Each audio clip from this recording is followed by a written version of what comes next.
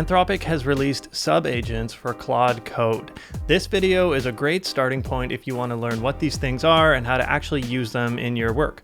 I'm going to be demonstrating a real-world use case where I develop a feature for my MCP server using sub-agents. As you'll see in this video, there are real benefits to using sub-agents, and I'm going to start by describing what those benefits are by referencing the Claude documentation.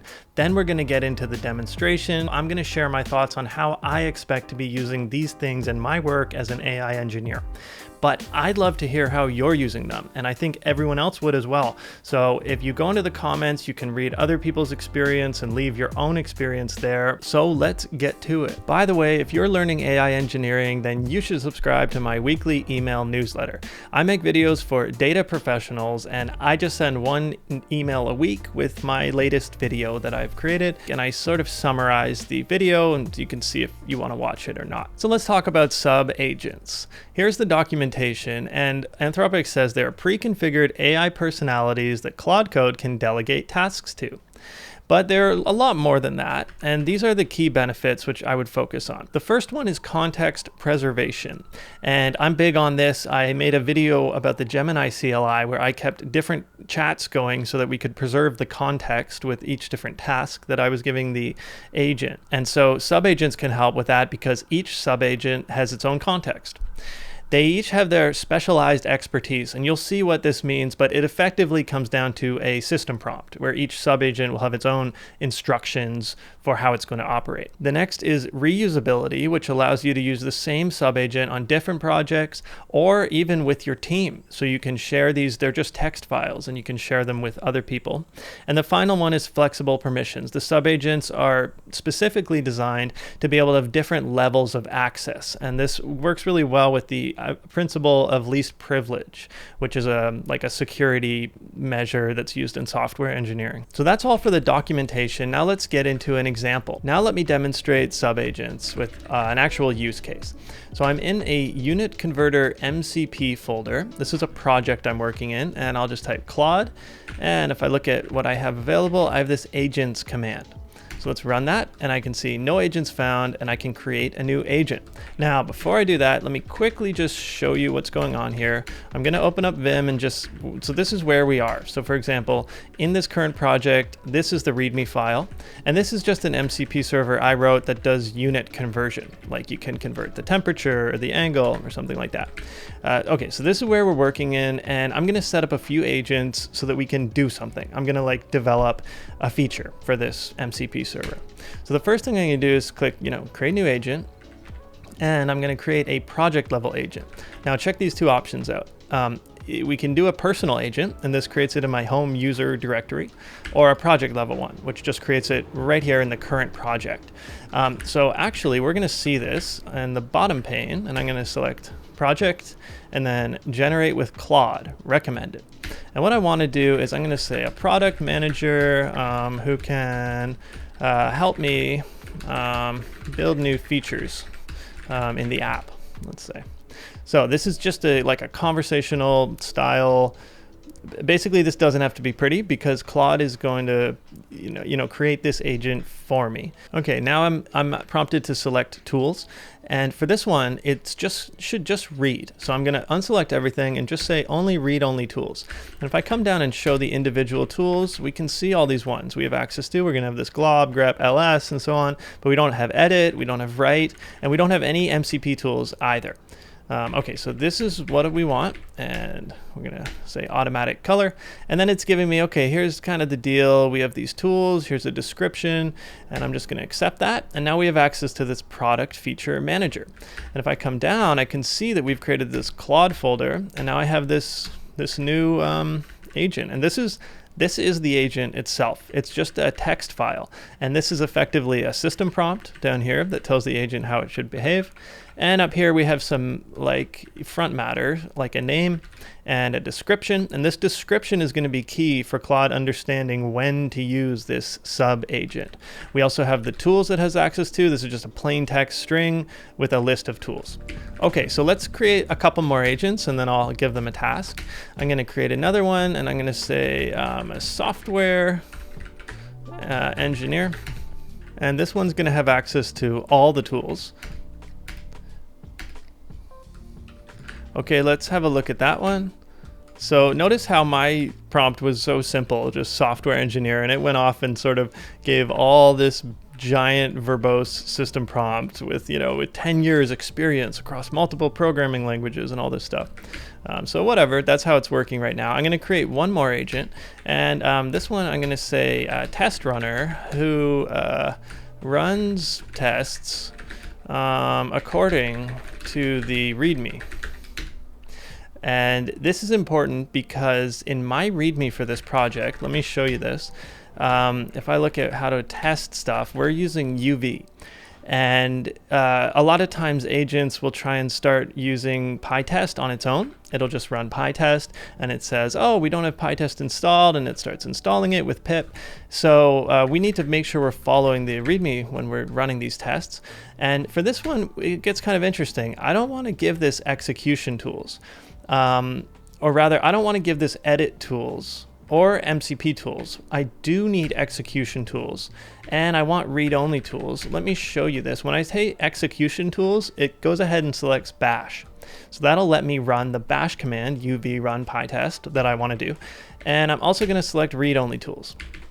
And I'm going to continue, automatic color, and that guy's created. And now you can see this. So I have 3 of these sub-agents available in my project. So now let me use these agents. I'm going to demonstrate this, and I want to show you 2 things. First, if I look at my cost, I've spent no money.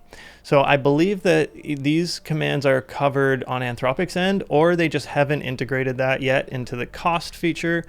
But either way, I want to illustrate that these are going to persist across sessions. So I've closed out of Claude Code. I'm going to come back. And if I look at my agents, these are here still because they're in my local folder, in my local directory. Get me the product manager subagent to recommend some features for me to build. And here we can see it's calling this subagent product feature manager. And now all of this stuff, all of this context it's reading, for example here, it just looked at the pyproject.toml, and all this stuff is all happening in the context of this subagent. And this is distinct from the user message, which I sent above, that said, get the product manager subagent. This happened in the sort of general context of this chat. And as well, this one, I'll get the product manager to analyze your unit. This also is an assistant message in the sort of general context of this chat. But then all this stuff is being contained to this subagent. And now check this out. Even though all of this is contained in the product manager context, it's now gone ahead and put a message into the general context of the chat, which has the results of all of this. And this is going to help us stitch together interactions between these subagents. So now we've got a couple features, actually a lot, and I want to pick one of these to build. The batch conversion feature actually sounds pretty interesting. Let's try that one. So I'm going to say, get the software engineer subagent to build out the batch conversion feature. And here we go. So it's calling the software engineer, and it's working on this batch conversion feature. So Claude's gone ahead and created a to-do list, and now it's looking to update, make an update here. Okay, so I'm just going to say, yeah, don't ask me again. Go ahead and update. And I spoke about this in a previous video, but I love how these to-do lists have become like a tier, like basically a go-to agentic pattern that we see all of these coding agents implementing, including most recently Cursor has a native built-in to-do list whenever we ask it to do stuff. This just finished up, and I was wondering if it was going to try and run the tests, because usually that's what Claude will try and do. And sure enough, it is. It's trying to run these tests, even though I don't really want it to, because I want my test runner to run these tests. For me, if I wanted to continue using these subagents, like beyond this demonstration, what I might do is I might want to edit this. So maybe what I could say is something like, do not attempt to run code or tests. That is not your job. You'd probably want to think this through a little bit more. But what I'm trying to illustrate is we can just edit these files, and this we would hope would influence the software engineer, not to do this again. because yeah, I don't want it to run this. So I'm just gonna say no, that'll cancel out of that. And now I do wanna test this feature. So I'm gonna say test the feature using the test subagent. Okay, so it knows I'm talking about the batch conversion feature, and it's triggering the test runner to try and do this. The only thing I don't love is because I canceled this software engineer, it's like a little red dot, which gives me bad vibes, but also it didn't output the result, which means all of this context from what the software engineer was doing isn't actually available to the test runner. So it knows that we were working on a batch conversion feature because it sees that in the previous context. And based on that information, it knew this, and now it had to go figure out for itself what the software engineer did. So I just wanted to call that out. But it's gone ahead and it's going to try and run this UV sync right now. So that'll install all the packages, and then it should go ahead and run my PyTest. And here it is, UV run v PyTest. Okay, so we're getting errors. Clearly stuff's not working. Okay, so we're having some problems here. I'm going to escape out of this one. Try that again. I didn't give this guy access to actually make changes. So it might be a little confused about what to do. And I'm expecting maybe it'll output a bunch of commands of like what to fix. And then the software engineer should be the one to make those changes. Hey guys, just a super quick interruption. I want to show you some new features I built in my AI Engineer Roadmap course. Okay, I've put about 50 hours of work into these features. I'm just going to click like a random lesson. And what I've done is I've come in and added images to every single lesson. I've got literally hundreds of images now in this course. And for me, this really is a huge upgrade to the quality of the course. So I'm going to be increasing the price of this pretty soon. And if you want to get locked in at current pricing, like for life, lifetime access, one-time fee, you can go ahead and buy this today and get access to the new upgraded course with all of these sick images. And like these are to me like add a huge amount of value to the course, and I've got these for every single lesson. All right, that's my plug. I'll let you get back to the video and continue uninterrupted. So we're about to wrap this test runner up, and its final step, notice here it says report on test results and problems found. And this is key for using subagents. We really need them to finish whatever they're trying to do and then output something that we can then use for other subagents in the general context. Look at this. The README test runner executed but didn't return any output.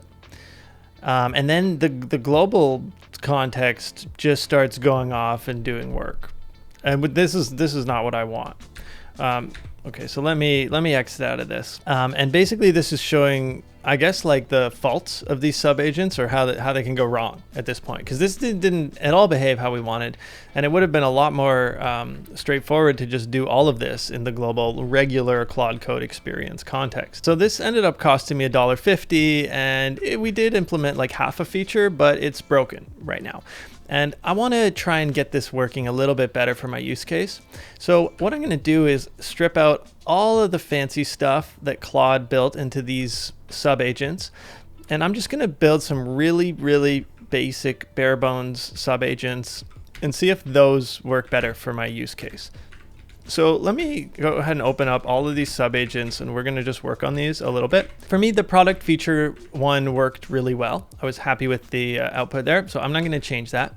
But the test runner had significant problems. And so I'm going to get rid of all these because clearly this isn't working very well. I like this line because it's referencing the README file. And then I'm going to say, your job is to run tests, output any errors so that the software engineer subagent can implement fixes. You two will work together.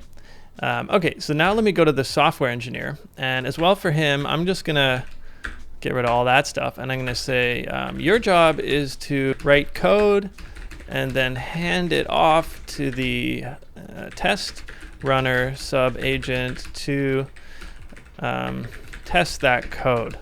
So with these simplified ones, let me try this again. Test the batch functionality with the test subagent. I'll say the test runner. Okay, so it found this guy, and away it goes. So it's trying to run Python commands, which is also really infuriating.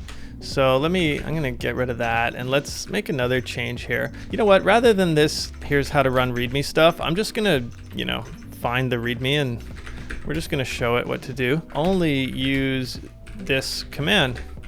You do not need to do anything else. I wanna try this out at least and just see if it will listen to me.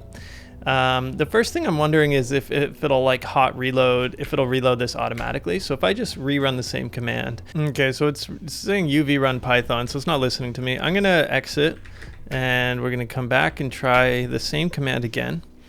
But now with the fresh context, it'll have refreshed the system prompt for this. So it should listen to me now. Okay, so here's the UV run PyTest command that I was looking for. All right, so this is working a lot better. Now it's explained what it figured out, but it didn't actually pass this task off like I wanted it to. Fix it with the software engineer sub agent. So looks like there was a unit name mismatch. Okay, so let's go ahead and fixing that. I see. Okay, now I'm actually reading this. So it was like there was a unit name mismatch. It's explaining the output of the test, but unfortunately I was hoping it would automatically call the software engineer, but it didn't. I had to be like, okay, go do it. And now it's like it knows about this. This is part of this global context I keep talking about. And apparently it fixed the tests. So I'll say try the tests again. And like the expectation is here, yeah, so it's using the README test runner. Okay, so there's a different mismatch. Now it's to do with data units. It uses byte and kilobyte, but needs bytes and kilobytes. And this is neat. Okay, so now the software engineer is automatically picking that up, and it fixed them. And look at this, now it's figured out that it wants to do this in a loop. So it's running the test again. It's gonna find another problem. And this is the experience I was hoping I would get out of the box. And now it's doing it. All right, so this thing's been going for 40 seconds. And okay, so perfect, all tests are now passing. The software engineer fixed multiple tests. Now, I wanna stress that this, to me, felt pretty inefficient. And in terms of the cost, I think we're spending more money than we should. We're definitely taking more time than I would have hoped that this would take. Let's see if this actually did work. I'm gonna try my PyTest. Okay, so all the tests are actually passing. I'm kind of curious if this worked. I'm gonna test this out with Claude Desktop. And what I can do is I've got this unit converter right here. So we're gonna put this in, and I'm just gonna put this as an absolute path. So it's in here. This is the actual path to this project. So now this is gonna be this unit converter dev server. Okay, so if I go to Claude desktop app, okay, I got my tools. I've got unit converter dev and unit converter. I'm going to disable this one. So it's only using this dev version. And I should have this batch conversion. Here it is, convert batch temperatures from C to Fahrenheit. And oh, shit. Okay, that's not what we want. We want to give it a bunch of, and 0. Okay, so it's calling convert batch, and it's parsed these values, and it's calling all these things. Alrighty, and we got results, and it parsed out the answers. All 6 convert, so the feature works, I guess. That's pretty amazing, to be honest. So these agents did some pretty awesome stuff for me. They put this, let me see, so this was the tool, this new batch tool, and it reused all the same logic, so it's going to be consistent logic with my other stuff. It created an MCP tool that did work for me. It wrote some tests. It added it to the README file, all the things that I'd expect. This actually makes me think of something else. So the next thing I want to do is I'm going to create a new subagent to actually do releases for me. So I've got this available on PyPI. You can go ahead and install this and use it. If you just look up unit converter, maybe give this a star or something for me. But more importantly, give it a shot. Actually try and use this and submit any issues that you find for me so I can make it better. But what I do is I actually release this thing. So do I have any sort of change log? So I have this release checklist right here. And what I want to do is I'm going to create a new agent to help me do my releases. I'm going to create this agent from scratch. So let me show you how that works. Okay, this is in my project, right? And I need a name for this thing. Changelog updater.md. And I'm going to paste in this information, this release checklist. And let's see. So this is like my front matter stuff. So let me just paste in this as a sort of placeholder, and I'll say changelog updater. Now for the description, use this agent when the user requests it. And then for tools, I'm gonna, like, for now, I'm just gonna give it all tool access. If I remove that, it can do whatever it wants. And now I need to, instruct this thing how to behave. And I gotta spell properly. Okay, your task is to prepare the project for release by doing the following. In PyProject, in the init, we're going to update the changelog. I have this git diff command, and we're going to draft the release. But this part, I don't want to do. Finalizing. Remind the user how to actually release. So the first step was commit to main branch. And then the second step, this is number 2, is going to be to create this release. Okay, so this is how we're going to do it, and this is the agent. Okay, so I've created that, and if I look for my agents, I don't see it here. I'm going to need to leave Claude and spin it back up, and now I should see it, and it's this changelog updater. So let's call it. Run the changelog updater agent. And we're going to be looking for some changes to this file right here. And you could also see the power of these. Okay, yes. You can also see the power of this tool across an organization, where you could have, the best practices for the organization are now available through these agents. Here we go. So I went ahead and did it. It updated for version 0.2.0. That's the wrong version. So that's a bit annoying. I want it to be 0.1.2, but that's okay. I could probably just say no use 0.1.2. It should go ahead and fix that. But I mean, you can see it's working, and like, this is just documentation notes. This is not fun stuff to build. And the fact that AI can do this is huge, amazing, really awesome. Changelog is updated. Oh, here we go, 0.1.2. And if I look at my init, this is the right version here. And then the pyproject.toml, this also has to be the correct version. Let me interrupt the video for a moment because I've got more coming, but this gets pretty into the weeds with respect to Python deployments and like my package. And this is like going to be really interesting if you're a Python developer. But if you just want to learn about subagents and Claude Code, then I recommend you go to the end of the video or look in the video description and go to the next video that I created on subagents, where I talk about using system-wide subagents.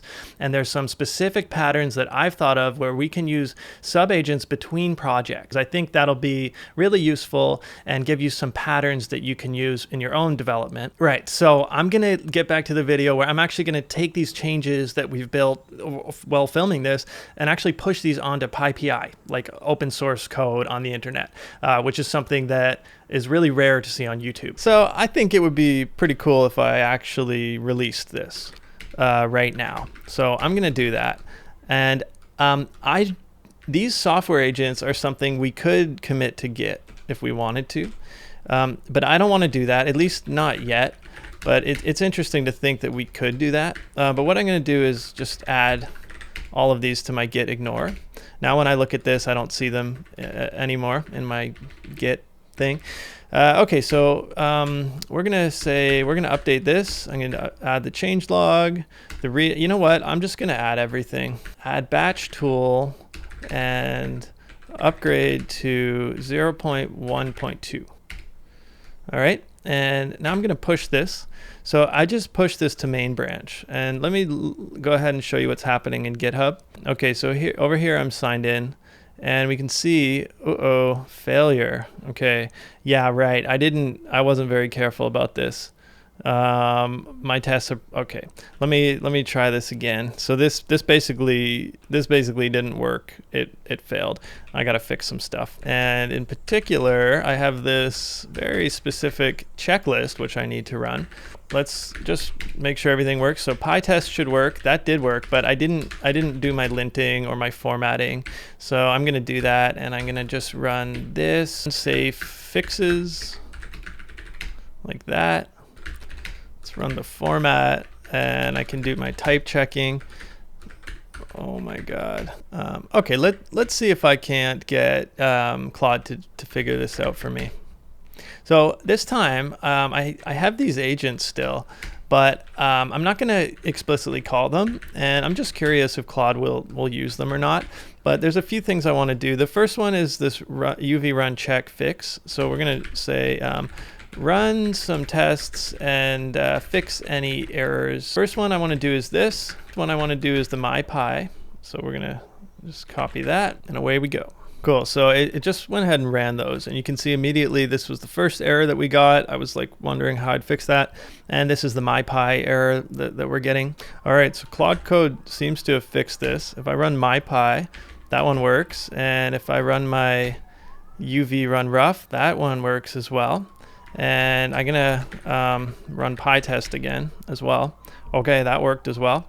So if I look at my changes, I've got a bunch of changes here. Let's look at what these are. So yeah, you can see it use this bar for the unit type, like it's one of these things.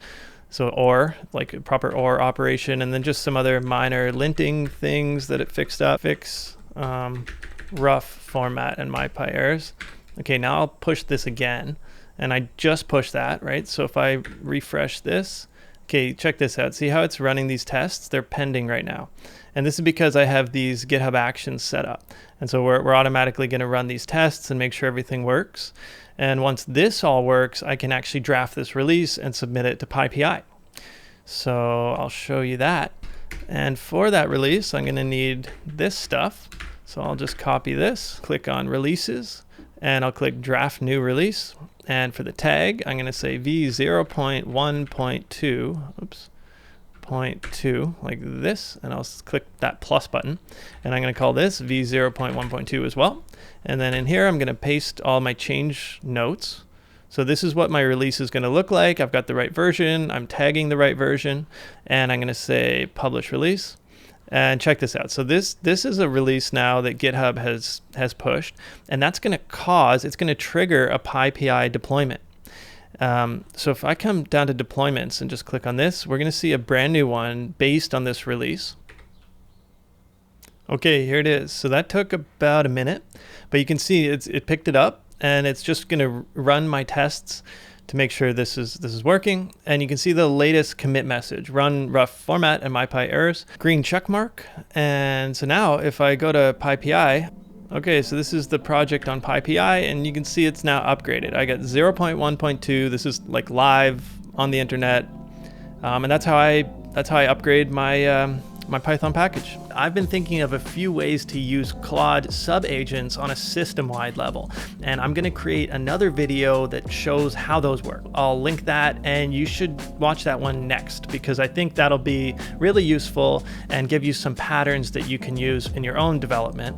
But also, I would love for you to comment down below in the video description about how you're using these agents. And if you're listening to this right now, you could check out the comments and see what people have written, maybe give you some ideas.